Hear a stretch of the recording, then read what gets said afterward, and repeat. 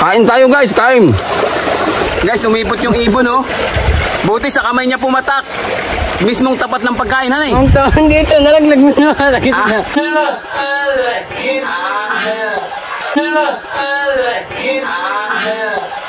Nalaglag sa gitna. Tinanggal mo lang. Pambihira yan guys oh. Galing sa taas.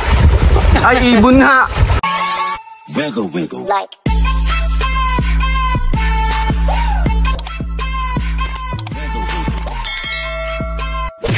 At yun, Wanderis, kumuha na ako ng daon ng saging para sa aming tanghalian. Kung saan kami abutin, Wanderis, ng gutom sa paggagala namin, pamimili ng mga sirang alas, paggawa ng mga sirang rilo, doon kami kumakain. Kakain na kami. Kaya kumuha na ako ng daon saging. Ano yan mga ibon? Pakuli.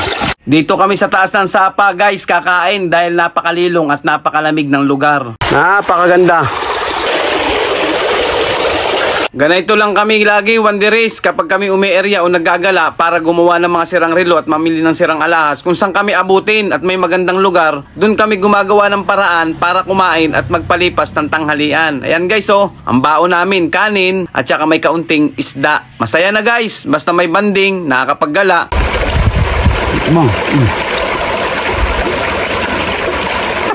Tingnan, makita mo ito. Makita mo. Yan. Ano yan? Ipot sa Ibot ng ibon. Ay. Patingin na. Guys, umipot yung ibon oh. Buti sa kamay niya pumatak.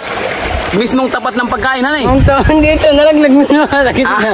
Nalaglag sa gitna. Tinanggal mo lang. Pambihira yan guys oh. Galing sa taas. Ay, ibon nga. Ayun, lumipad oh, may maliit na ibon. Pambihira yan guys, sa lawak ng kabundukan, kagubatan, umipot yung ibon.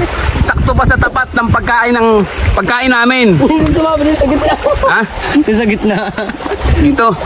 Guys, tinanggal ko, gawa ng pinatakan ng ipot ng ibon. Lagyan natin dito para sa mga langgam.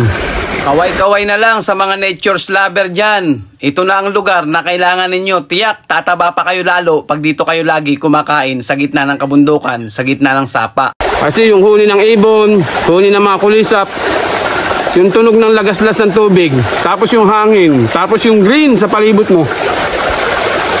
Marirelax ka. Kahit ang ulam mo ay simple lang, gaganahan ka kumain guys. No, ulam namin, natin mo. Dalang.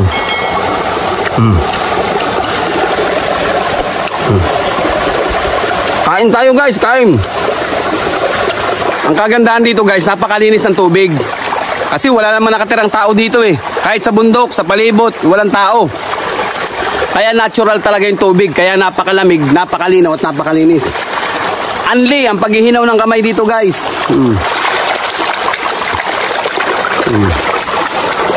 Hinaw ka lang ng kamay. So, ayun na.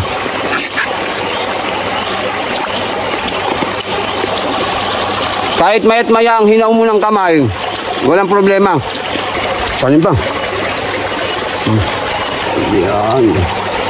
Dahil sa sobrang presko, ginhawa ng lugar at sinasabayan pa ng mga huni ng ibon at lagaslas ng tubig, guys, hindi namin napansin. Ang dami naming baong kanin, naubos naming dalawa lang. Kahit simple lang, ang dala naming ulam. Malaki talaga nagagawa ng magandang lugar para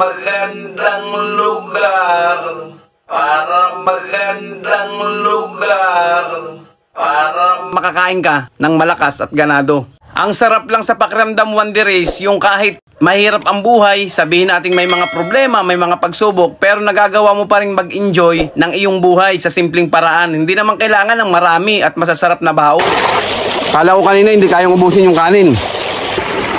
Taob ang dala naming mga kanin, sa aming dalawa lang. At yan guys, sinasaid ko pa. Talagang ang sarap kumain. Napakalinaw at napakalinis at napakalamig ng tubig dito guys. Libre lang, unlimited. Kasi sa ibang lugar talaga ang tubig binibili na at medyo may kamahalan na rin. Pero dito, libre pa rin kami sa tubig guys. Marami pa kami nakukuha ng tubig na malinis. Ang sarap ng tubig!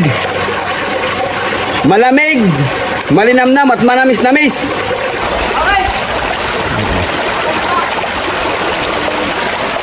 Sumasayaw-sayaw na kasi busog na. Wiggle, wiggle. Like.